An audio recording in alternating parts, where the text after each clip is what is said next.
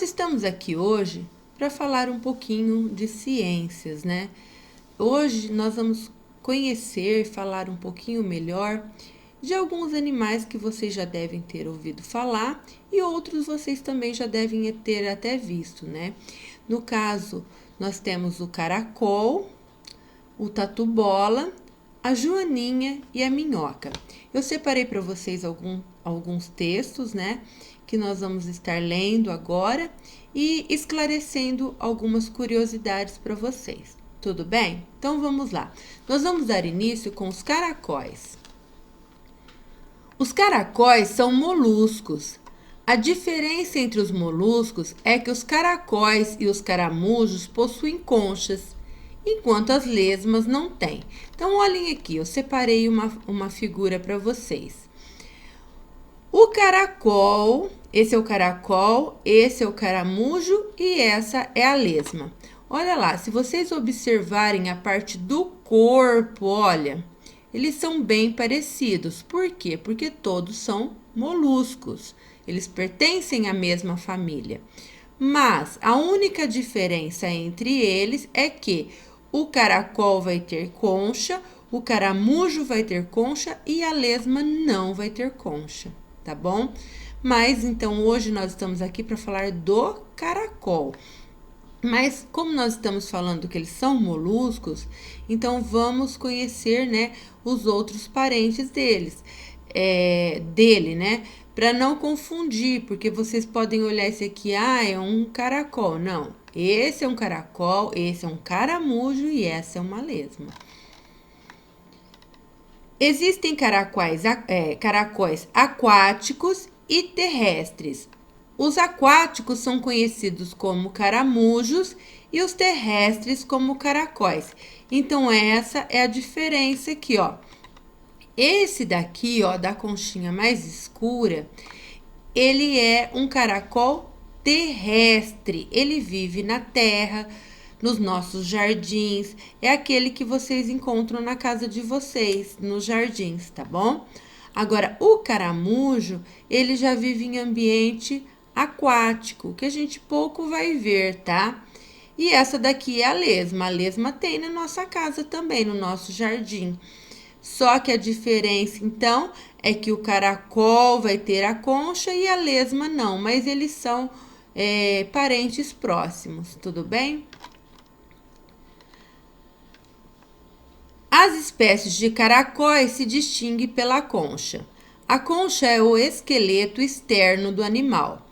Os caracóis não têm audição e utilizam apenas os sentidos do tato e do olfato, que se situam em todo o corpo, principalmente nas antenas, já que pouco enxergam com os olhos, que ficam situados nas pontas das antenas maiores.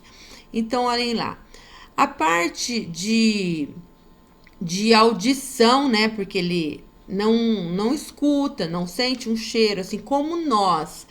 Mas esse sentido da audição, de ouvir e também de sentir cheiro, né, está espalhado pelo corpo, né, do animal.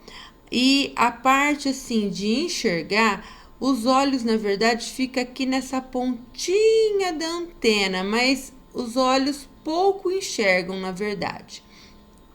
E nós temos o nosso esqueleto dentro do nosso corpo. Já no caso dos caracóis, essa concha aqui, ó, é o esqueleto. Então, eles têm uma concha externa. O que é externa? É que fica pro lado de fora. Nós temos um esqueleto que é interno, que ele tá dentro do nosso corpo. No caso desses animais, a tartaruga, por exemplo. A tartaruga, ela não tem aquele casco? O casco é o esqueleto da tartaruga. Então, a tartaruga tem um esqueleto externo. Entenderam a diferença? Então, eles têm um esqueleto externo e nosso esqueleto fica dentro do corpo. É o esqueleto interno. Então, cada animalzinho é de um jeito.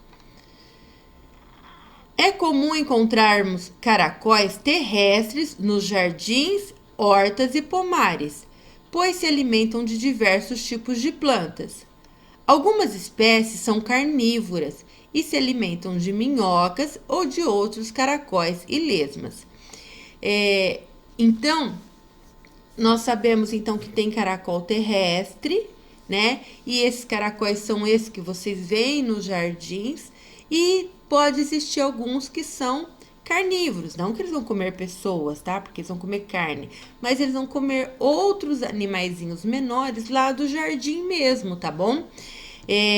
Chegando até se alimentar lá de diversos tipos de plantas, aí que no caso ele seria, come também a parte vegetal, mas alguns vão ser carnívoros, que pode se alimentar de minhocas ou até mesmo de outros caracóizinhos e de lesmas, tá? Que são da mesma família, olha que legal. Os caracóis terrestres são encontrados em ambientes de solo úmido. Por que eles são encontrados nesse ambiente? Porque eles precisam de uma absorção de água, né? Para que ele não resseque. Então, normalmente você não vai encontrar esse tipo de animal em lugar seco. Já perceberam que quando às vezes chove, sai aquele monte de bichinho do jardim ou da grama, sai lesma, justamente por causa disso, porque eles gostam de um ambiente mais úmido. Raramente são vistos durante o dia, normalmente são vistos à noite. Por que isso acontece? Porque eles têm hábito noturno e não hábito diurno, tá bom? Agora, nós vamos falar do tatus bola. Esse daqui é o tatu bola, olha que bonitinho, gostaram? Mas vocês podem confundir ele com outro tatu, vocês podem falar assim, professora, esse daí não é o tatu que eu conheço, não é o tatu que tem na minha casa.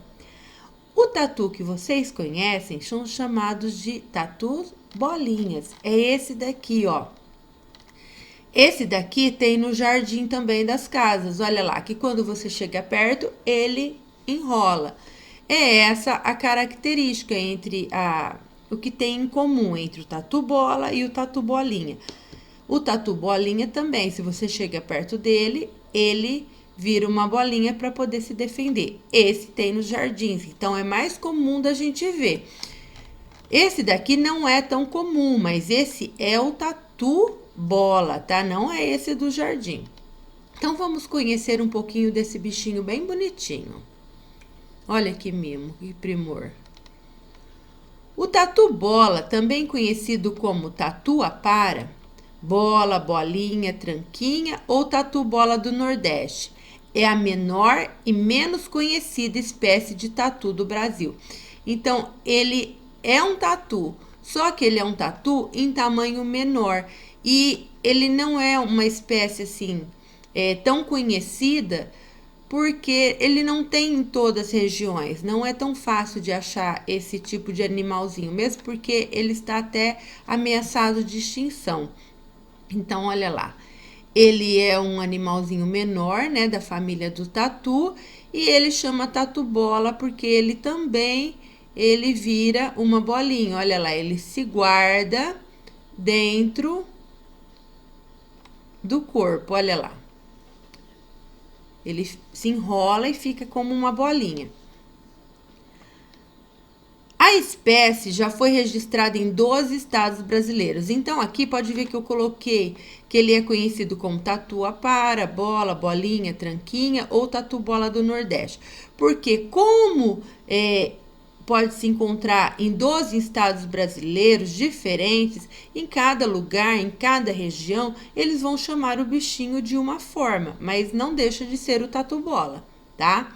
Então, olha lá, você pode encontrar na região da Bahia, do Ceará, Pernambuco, Alagoas, Sergipe, Piauí, Mato Grosso, Goiás, Minas Gerais, Tocantins, Paraíba, Rio Grande do Norte.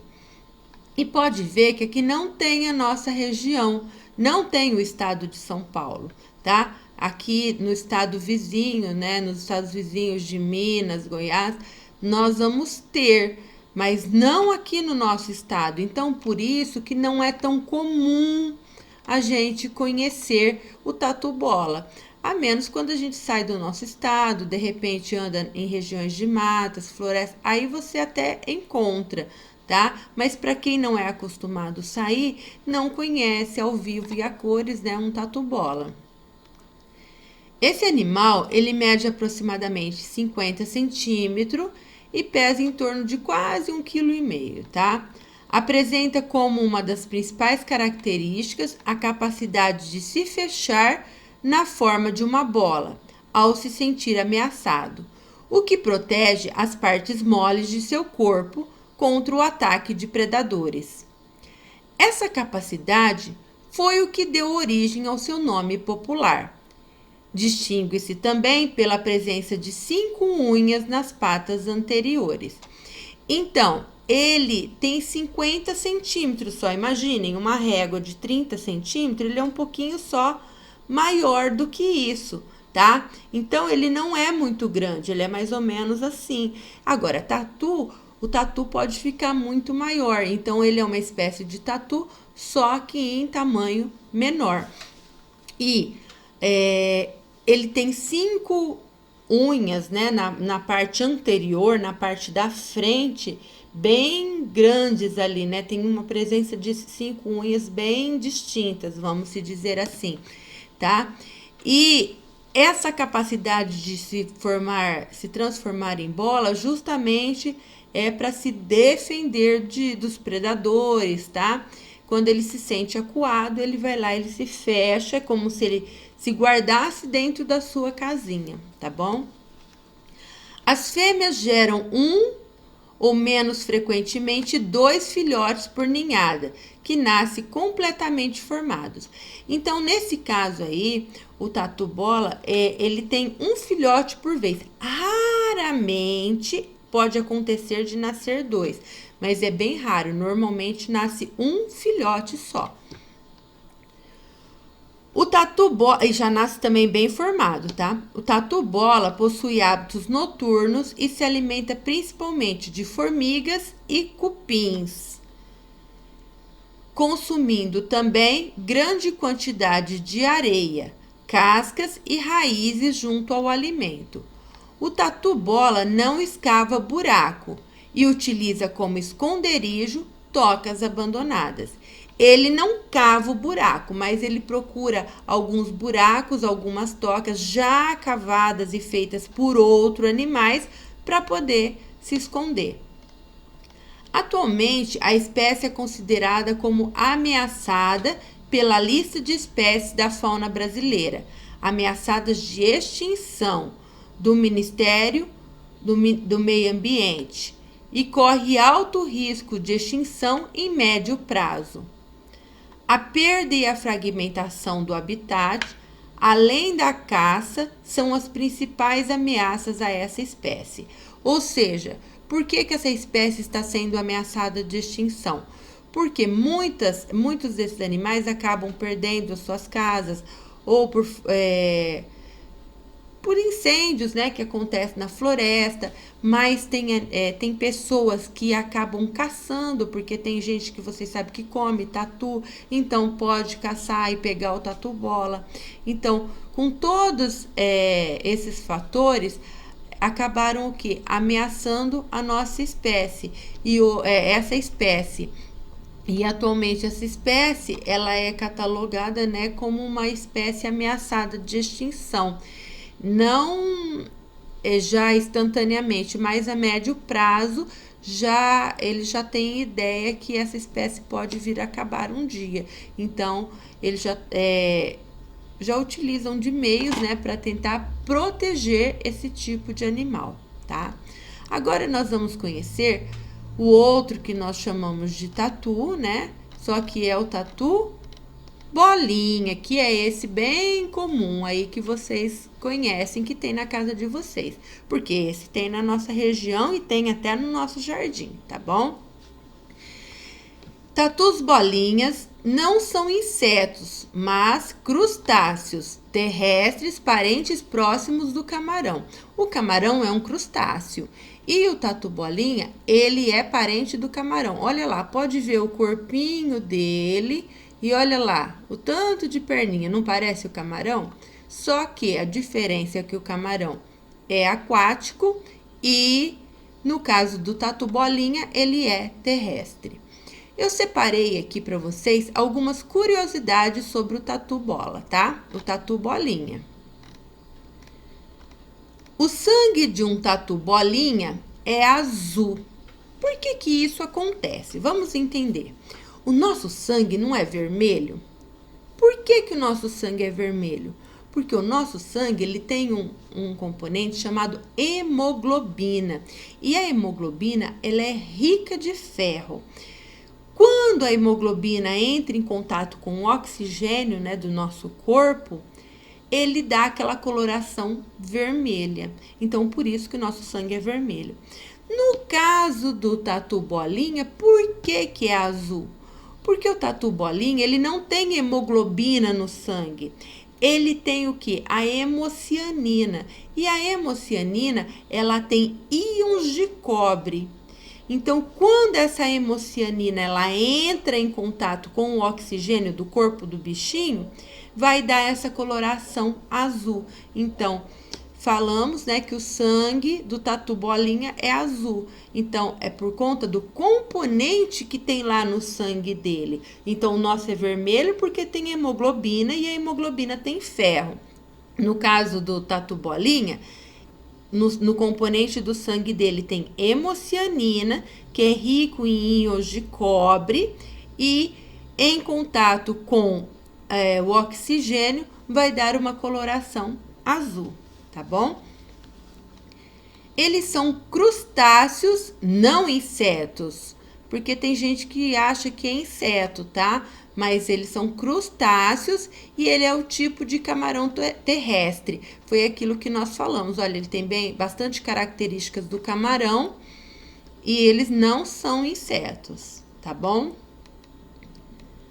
Os tatus bolinhas doentes ficam azuis brilhantes. Por que que isso acontece? Quando o tatu bolinha ele fica doente, normalmente ele tem alguma infecção viral.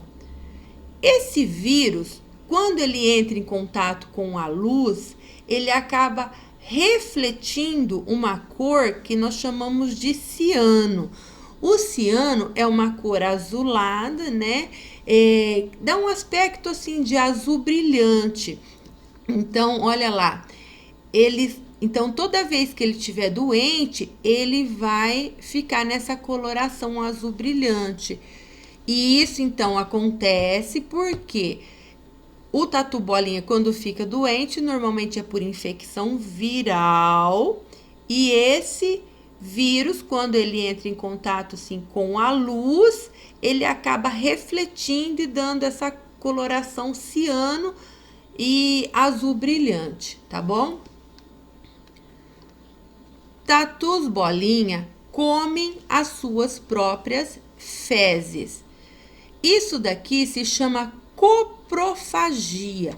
Coprofagia é o ato de comer as fezes. Por que que eles comem as próprias fezes? Vamos entender. O tatu bolinha, ele precisa muito do cobre. E, no caso, para poder viver. E a alimentação dele, né, tem que ser rica em cobre, mas normalmente nós sabemos que nem sempre tem muito cobre no ambiente. Então, o que que ele faz? Ele come e ele achou uma maneira de reciclar. Como ele não pode ficar perdendo esse elemento, esse componente que é fundamental para ele viver, então ele, após evacuar, ele come as suas próprias fezes, tá? Para quê? Para tentar repor aquele cobre que ele perdeu quando ele evacuou, tá? Tatus bolinhas se fecham em bolas apertadas quando ameaçados. Com Com certeza, muitas crianças ou muitos de vocês que estão assistindo quando eram crianças já pegou um tatu bolinha e pegava às vezes na mão mesmo para ver ele virar bolinha. Na verdade, a gente achava bonitinho, né? Ah, que legal, peguei, ele virou bolinha. Não, é porque ele se sentiu ameaçado e para se proteger, ele se fechou dentro da bolinha. Um tatu bolinha pode beber água com seu ânus e eles não urinam. Eles não urinam, não tem necessidade de urinar, porque no caso nosso ambiente, nosso organismo, né? Devido à amônia que vai levar a original ureia, aí nós temos que excretar a ureia, a urina, né? No caso dos animais, a ureia e nós a urina. Porque a gente tem que eliminar esse excesso de amônia do organismo. Já no caso deles, não tem necessidade. Por quê? Esse bichinho não tem problema nenhum com o gás amoníaco. E isso daí vai ser eliminado tranquilamente, né, através do próprio corpo. Então, ele não tem necessidade de urinar. Agora, ele pode beber água também com o ânus, tá? Não que ele não beba água pelas vias normais, pela via bucal. Mas ele também pode absorver água pela região traseira, tá? As mães carregam seus ovos em uma bolsa. Essa bolsa, ela fica na parte inferior do animal, né? Na parte de baixo, né? Inferior e é como uma bolsa mesmo. Já viram no caso do canguru que tem a bolsa na parte inferior? Então, no caso do tatu bolinha, ele também vai ter essa bolsa e os seus ovos ficam lá dentro protegidos. Por isso, eles são chamados de marsupiais. Um tatu bolinha juvenil muda em 2 fases, ou seja, ele não perde a sua carapaça ali de uma vez só. Então, às vezes, você pode encontrar um tatu bolinha de 2 cores, né? Por quê? Primeiro, ele vai perder aquela região traseira. Depois, ele vai perder a região dianteira. Ele não vai perder aquela carapaça de uma vez só. Ele perde primeiro a parte de trás e depois a parte da frente, tá? Eles respiram através de brânquias. Olha aqui, ó. Olha aqui as brânquias. Tudo bem? Espero que vocês tenham gostado aí das curiosidades do tatu bolinha. Agora nós vamos falar um pouquinho sobre as joaninhas. Olha lá. Professora, que bichinhos que são esses daqui? Olha lá, ó. Todos são joaninhas. Só que as joaninhas, a mais comum que a gente conhece é essa daqui, vermelhinha de pintas pretas. Mas não necessariamente ela precisa ter o quê? Ela ser vermelha e ter as pintas pretas. Essa daqui é uma espécie de joaninha. Essa daqui também é. Essa também. E aqui é uma joaninha em transformação, sofrendo a metamorfose. Então, vamos tentar falar um pouquinho, né, desse bichinho aqui, das joaninhas. Aspecto.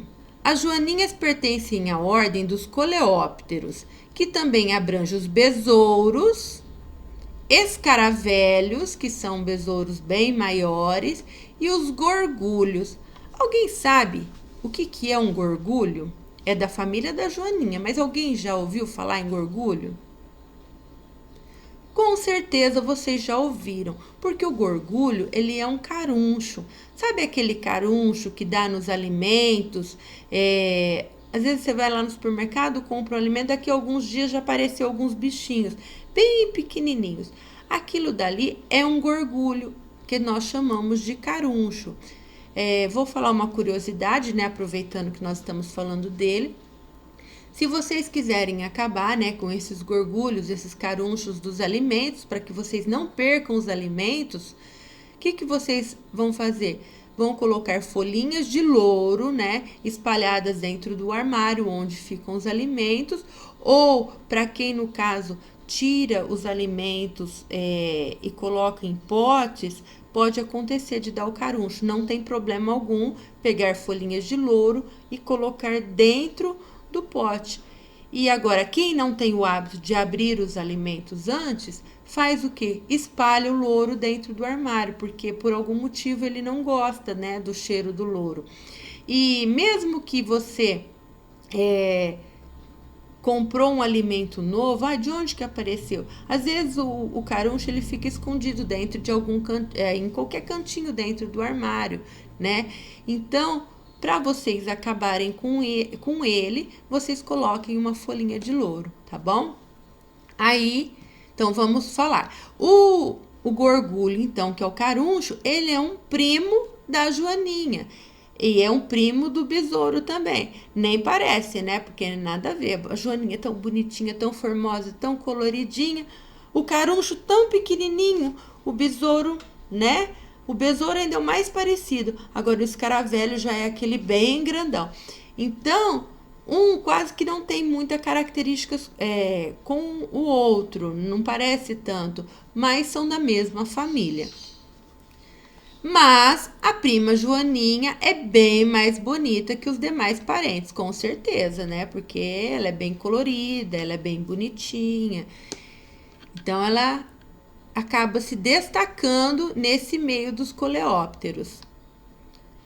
Isso porque ela apresenta características como corpo semiesférico, olha aqui, a cabeça bem pequena, 6 patas, ó, 3 de cá, aqui, ó, 6 patas.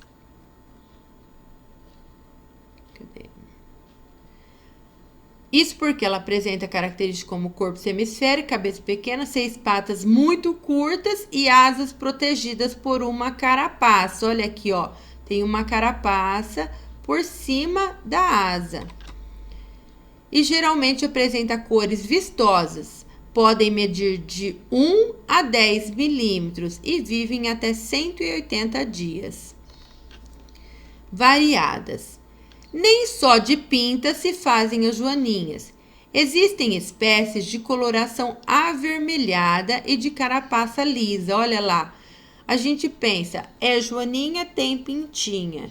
E é vermelhinha. Olha aqui, essa não é vermelhinha, ela é amarelinha de pinta preta e não tem só joaninha no padrão que nós conhecemos, que é esse daqui. Nós vamos ter essa outra espécie aqui, né, de joaninha, que ela tem uma espécie vermelha, né, com manchas irregulares, tá? Mas nem todas têm. Olha lá, né? Ela é praticamente quase que lisa, né? A coloração dela. Todas elas com a mesma particularidade. Sente o cheiro e o gosto por meio de suas 2 antenas. Então, o cheiro e o gosto é sentido através do órgão aqui, ó, das antenas, ó.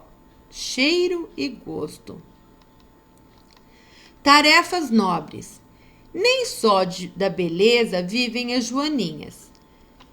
Predadoras de insetos, como moscas da fruta, pulgões e piolhos da folha. Então, elas comem esses tipos de animais aqui, ó. Mosca da fruta, pulgão, piolho da folha. Então, é legal a joaninha lá no nosso jardim, porque ela ajuda a acabar com determinados insetos que sugam a seiva de plantas. Elas costumam ser utilizadas em plantações orgânicas, no lugar do uso nocivo de agrotóxico para controle biológico. Ou seja, se você tiver joaninha lá no meio da plantação, né, orgânica, as próprias joaninhas vão acabar com essas pragas, né, como as moscas, os piolhos da folha, que acaba sugando a seiva das plantas e acaba deixando a planta doente. Então, se você tem joaninhas, as joaninhas vão conseguir combater um pouco desse problema, tá? Seria um controle biológico. ao invés de eu ter que utilizar de agrotóxicos, né, para poder controlar essa situação.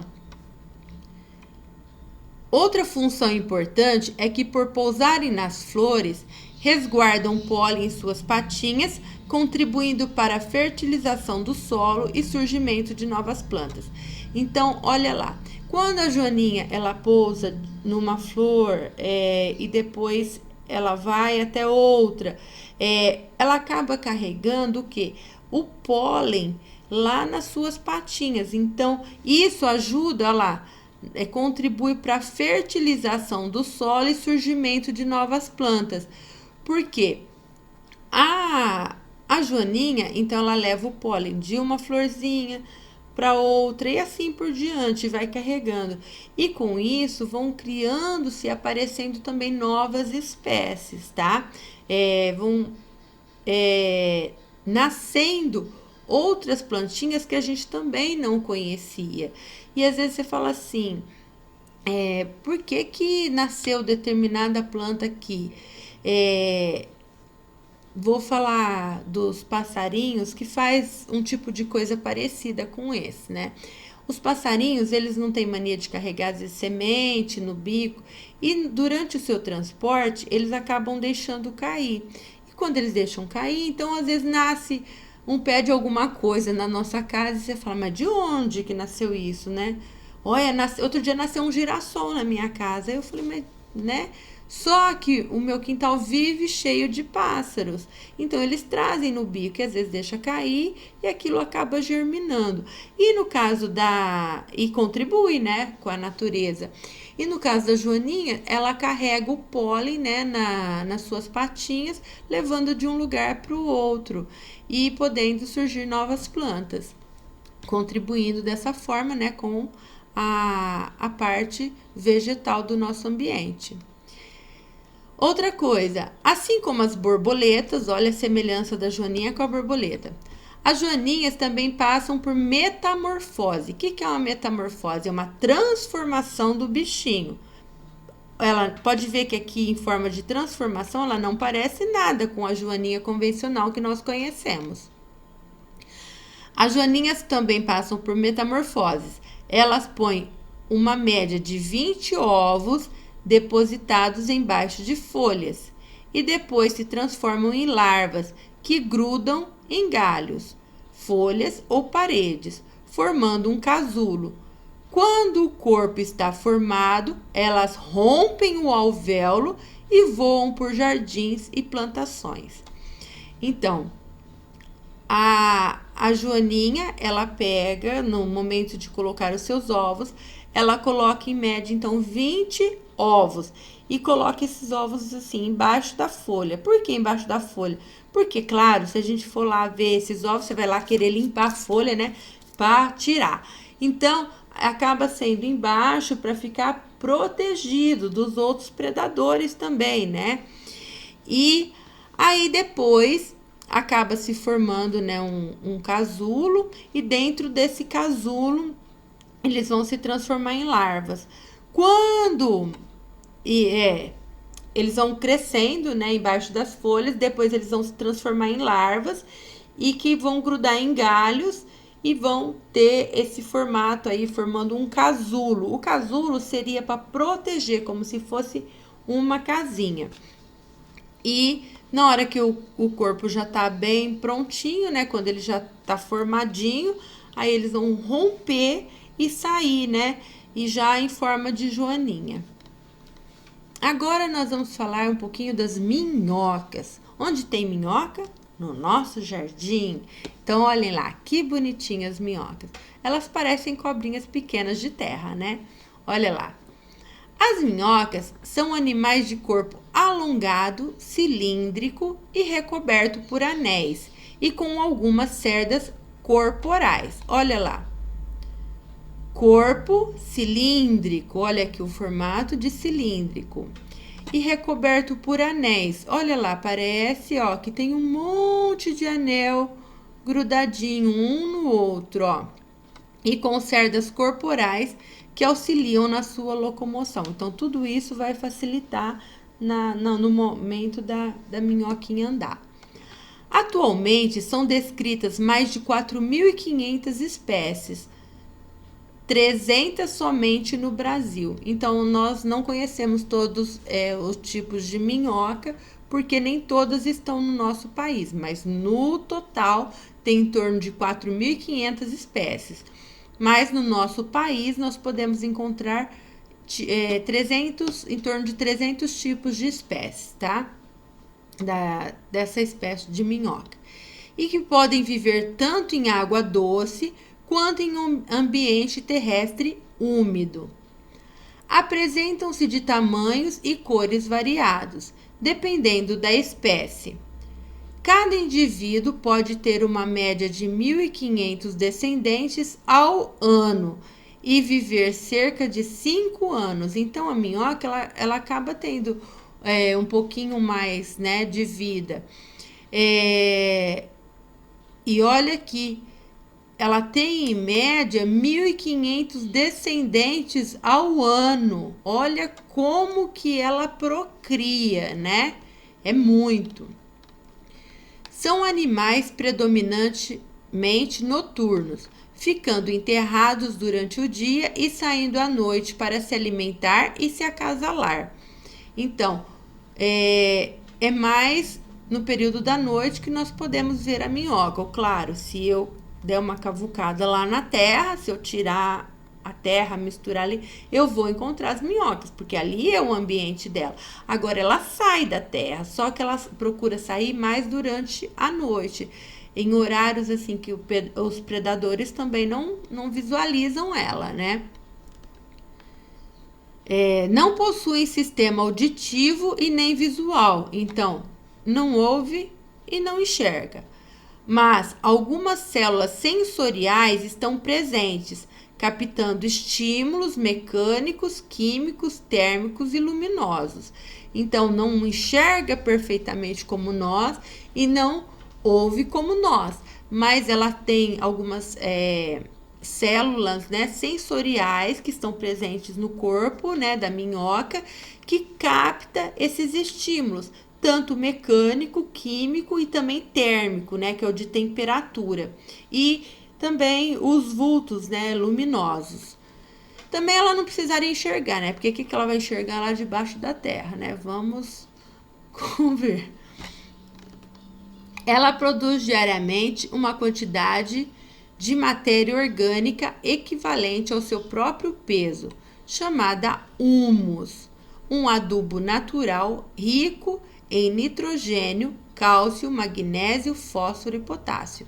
Então é importante que tenha minhoca, porque a minhoca ela dá uma contribuição muito grande para o solo.